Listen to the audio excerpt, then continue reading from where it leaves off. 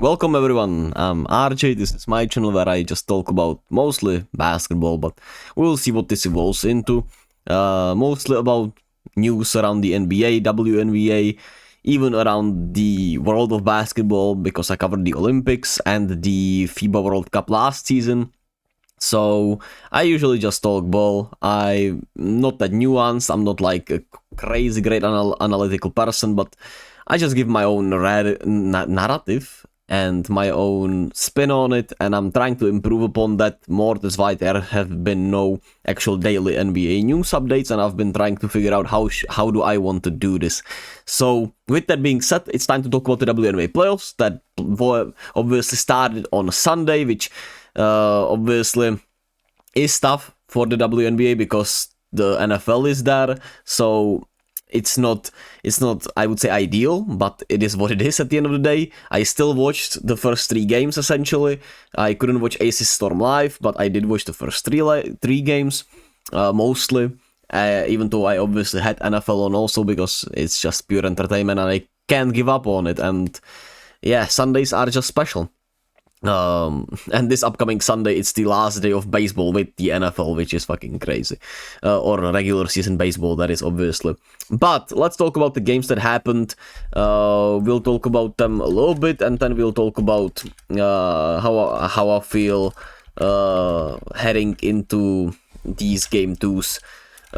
What I'm concerned about, what I'm not concerned about. Let me just put it quickly and bluntly there.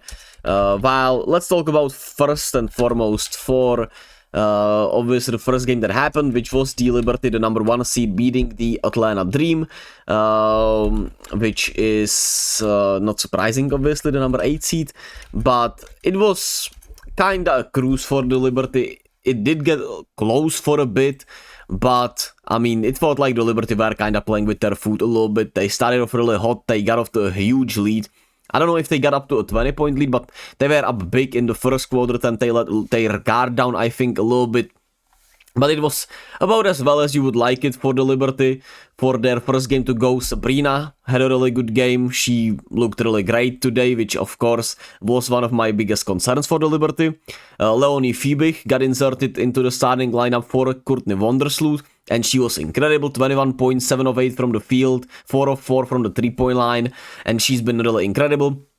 Head coach Sandy Brondello said that, the Bethany Lane Hamilton's injuries that have been, out there throughout these last couple of weeks in the WNBA season, and her need for more breaks, right, made this happen, for more playmaking on the floor. And it's worked out really well. Leonie Fiebich is incredible. She's been playing really well, and she's having one hell of a season. And I think she's like the 7th player in WNBA history to score 20 or more points in her playoff debut, I'm pretty sure. So, incredible performance from her. And the Dream just were playing the second fiddle as expected. Ryan Howard couldn't get it going, which was my X factor, obviously, for them, if she could just go crazy, which she just couldn't against this really great Liberty defense. They played a really good defensive game. And I think Atlanta has to win the rebounding battle. They lost it by 1 today. And obviously they shot like 3 of 16 from the 3-point line, which will not cut it. They need to be better in those areas if they want to win. Of course, that's how you beat better teams. If you win the rebounding battle, if you win the 3-point shooting battle, that's obviously the biggest way to win, unless you, of course, lose the turnover battle by a lot. Those are I would say, the 3 principles of ball in a way. But I mean, they're at a huge disadvantage, not just, of course, talent-wise, but chemistry-wise and everything. And I think the Liberty will take care of this series. When is it, actually? Do they play tonight? Yes, they play tonight on Wednesday. Or it's Tuesday, but for me it's Wednesday at 1:30 p.m. Game 2, Wednesday, which is like Tuesday or tonight. And so it's in New York, which means that it starts, 6 hours difference? Is it a 6-hour difference? I'm pretty sure it is, which means at like 7:30 p.m, something like that.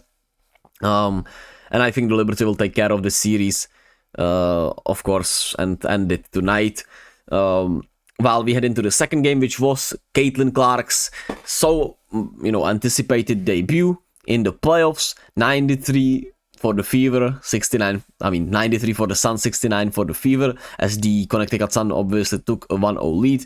Devonna Bonner was incredible. She had 22.6 rebounds, 5 assists on 7 of 11 shooting from the field, while playing incredible defense on Caitlin Clark. At some point, Caitlin was like 0 of 7 against her.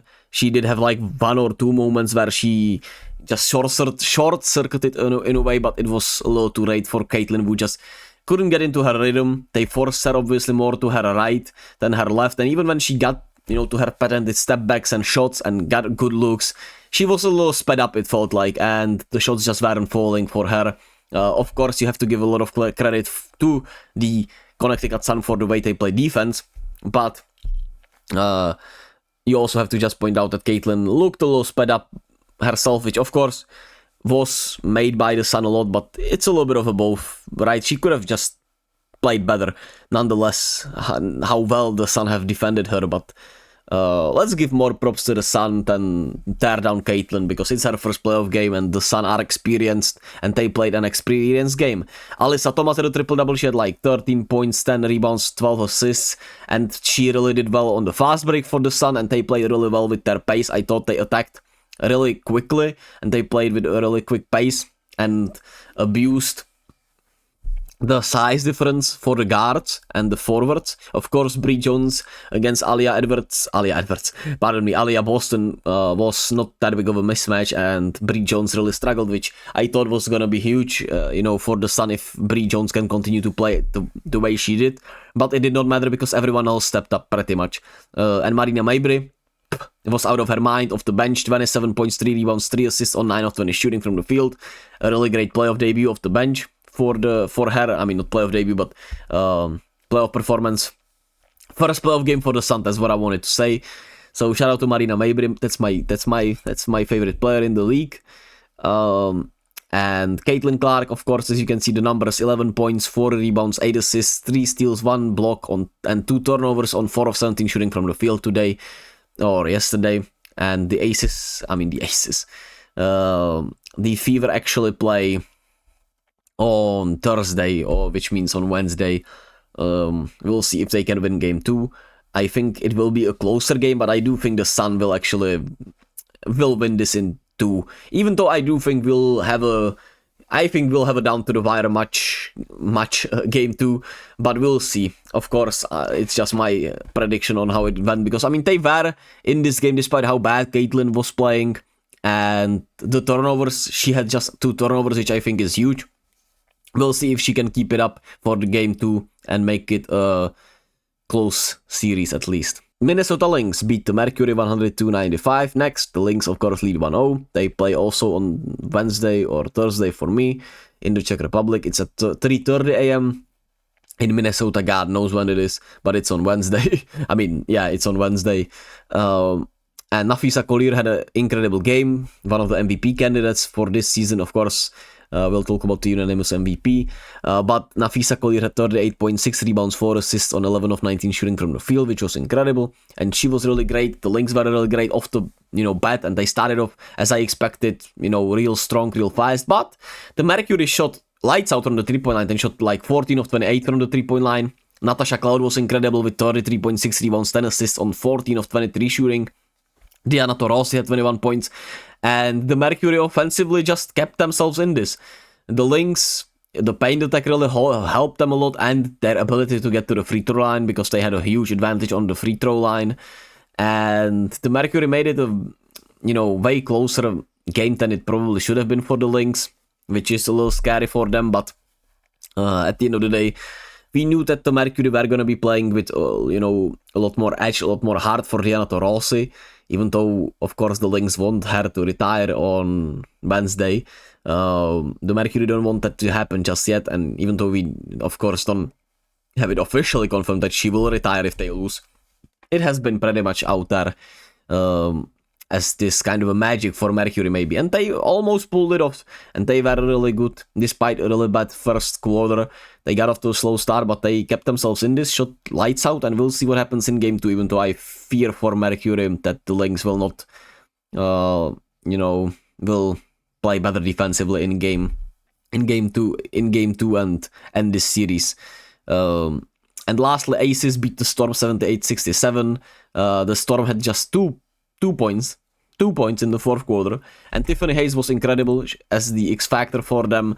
I talked about her and Megan Gustafson being one of the two X factors, and Megan Gustafson, while she didn't have a good game, Tiffany Hayes was incredible with 20 points, 5 steals, 4 rebounds on 8 of 12 shooting from the field. And of course, she stepped up for Kelsey Plum, who struggled mightily offensively. She was just 1 of 8. But overall, right, the Aces did their thing. Defensively, they were incredible. A'ja Wilson had 5 blocks. They limited the Storm offensively a lot. Barely turned the ball over also. And Chelsea Gray had a really good game with 16.7 assists, 5 of 10 shooting. Jackie Young was pretty good. A'ja Wilson did her thing. But this was more about Chelsea Gray. I think she was the best player on the floor during this game. While the Storm did fight and they were in this, Jewel Lloyd has not been harassed, which is not good. Of course, Izzy McGregor is still out, which is not good.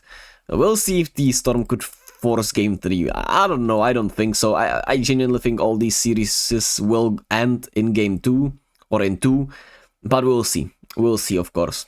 But, of course, lastly, we also had the news that Caitlin Clark is the unanimous Rookie of the Year and A'ja Wilson is the unanimous MVP, which is well deserved and well how it should be, really. We'll see who the sixth man, pardon me, that's fucking sexist. Oh god. Sixth woman of the year, of course. Jesus Christ. Sixth woman of the year will be. That is still a question. The coach of the year, it's either the coach of the Lynx, I would say, or I think it's the Lynx coach, or of course Liberty coach, since they were the number 1 seed. Defensive player of the year, I think that should go to Nafisa Collier. She's been incredible. Of course, you could go with A'ja Wilson also, but I do think Collier has been the best defender. While the 6th player of the year, it's probably gonna be actually only Fiebich, who now is a starter, but I would probably pick her. And the most improved player, I don't know actually. I know DeJounte Carrington, was pretty bad apparently, so I think she could be one. But there are a lot of choices. Maybe Kennedy Carter could be there. Bridget Carlton comes to mind. Anyone else? Actually? I don't know actually. Those come to mind from what I've seen on Twitter essentially. And from what I've watched, how I watched them this season and how I learned about how they were before this season. So there's that. Anyway, thank you all for listening, thank you all for watching, and I'll talk about Game 2s tomorrow, very likely. Anyway, thank you all, bye.